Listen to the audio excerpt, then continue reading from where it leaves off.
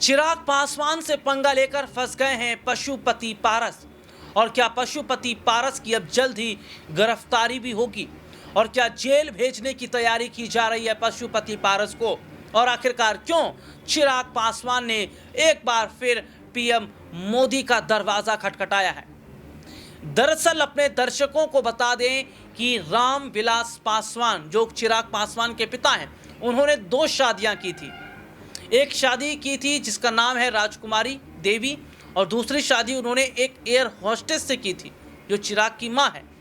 तो ऐसे में देखिए, सबसे बड़ी बात क्या है कि जो रामविलास पासवान की जो संपत्ति है, उस संपत्ति को लेकर अब विवाद छिड़ गया है।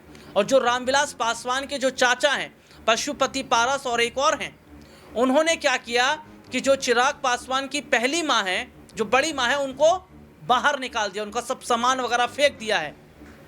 जिसपे जो राजकुमारी देवी हैं, वो देखिए उनकी उम्र 70 साल की हो चुकी है, वो कुछ कर भी नहीं सकती। हालांकि थाना में जो है एफआईआर वगैरह करवा दी गई है।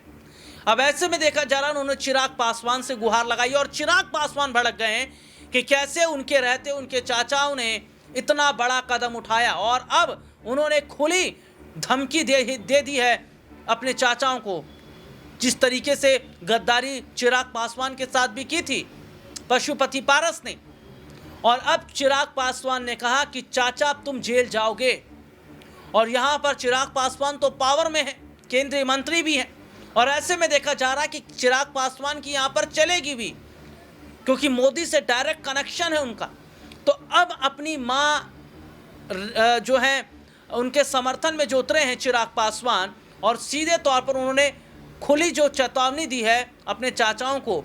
तो क्या माना जाए कि अब वाकई चिराग पासवान पशुपति पारस और उन तमाम लोगों को जेल भेज कर रहेंगे जिन्होंने चिराग की बड़ी मां के साथ, जो रामविलास पासवान की पहली पत्नी, उनके साथ जो गलत किया।